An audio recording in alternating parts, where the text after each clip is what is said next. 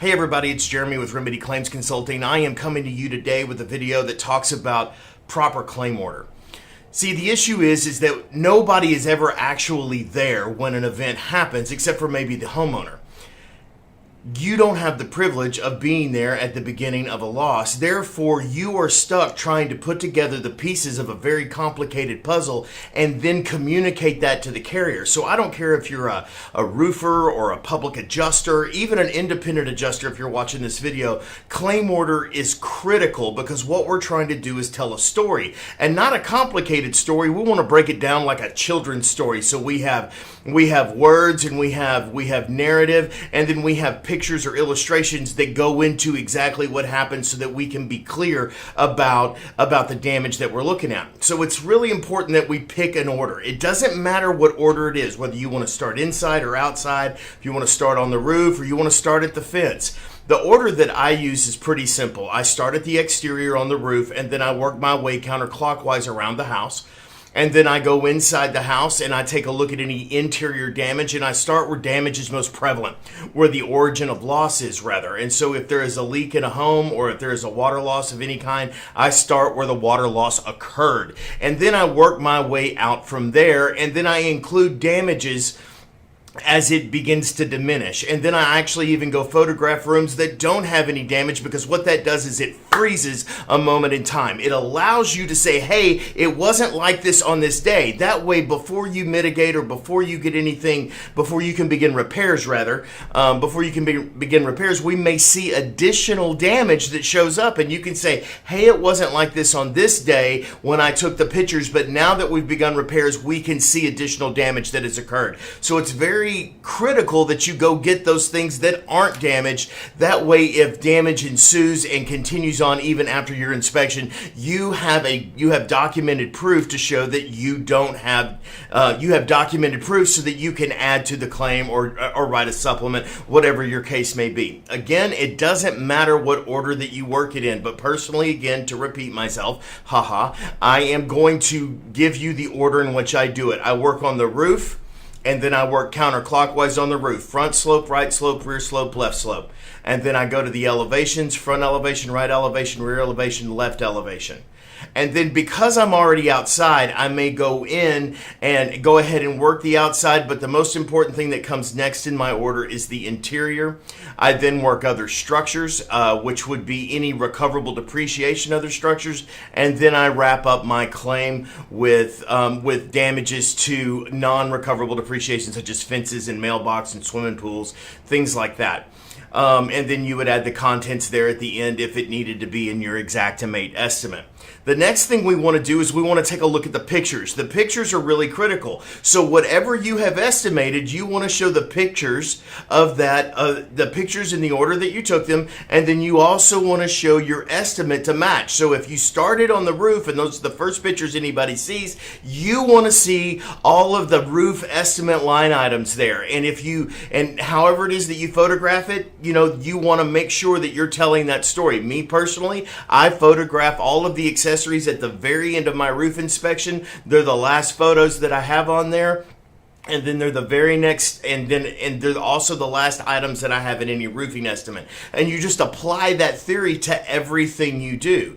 And it's also important in your documentation that you take good overviews so that we can see exactly and have some sort of situational awareness of what is going on. Because if you don't have that, the picture of your left boot doesn't tell us the story. What we want to see is, okay, the damage that he's about to show us is on this elevation or on this slope of the roof. Okay, now I see a little bit tighter view. Now we're talking about a window. And now we're even closer and we can see the damage on the window screen. And your estimate should match that photo order. It's really very simple. It helps keep you organized. So now how do we do this? How do we put this together and make it look like something that the carrier is going to want to look at? Because it's very important to speak their language, because they come up with all kinds of outlandish random theories if you give them the chance. So the important thing is to be crystal clear about what you're asking for. The way that we do that is in the narrative. And that narrative, if you're going to be looking at the roof, so the first thing in your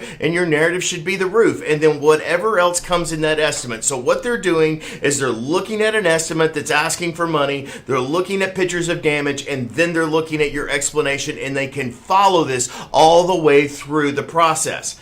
Two pieces of software that I use to help me do this. One is Company Cam. I have looked at all sorts of different photo solutions. It is the best end-to-end solution for photo management. It also uploads, like you can be able to take a picture out. You can be on site taking a picture. It goes directly to their website, so someone back in the office can not only see the picture that you've taken, they can see it in real time.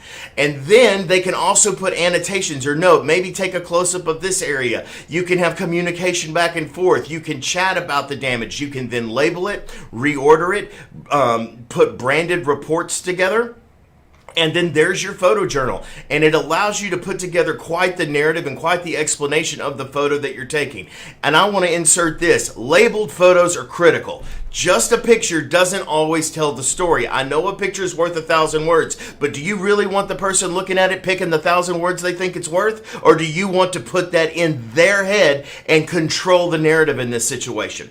The next thing that we use is called Sumo Quote. Sumo Quote is a critical thing that we use to put together the order of everything. And so sometimes we'll have to turn in our letter of representation, our proof of loss, our license. Sometimes they want to see that. Then our estimate, then our pictures. I put this together. It's a branded report. It looks absolutely stunning. Ryan over at Sumo Quote will get you hooked up. I am more than happy to take calls on it. I think it is one of the biggest things that I have discovered in my public adjusting career. It has exponentially increased my income. When I turn this thing in, I've even had results from carriers that you find to be the more difficult some of the more difficult carriers, where they just pay my claim to the penny, and I can prove it to you if you want to call me. I don't want to divulge anybody and look at something that I don't want to put anybody's name out there. That's it. And so if you have any questions, I can give you the inferences of when I did that, or the instances of when I did that, where they just look at the report. This report looks good to us. This is exactly what we would do.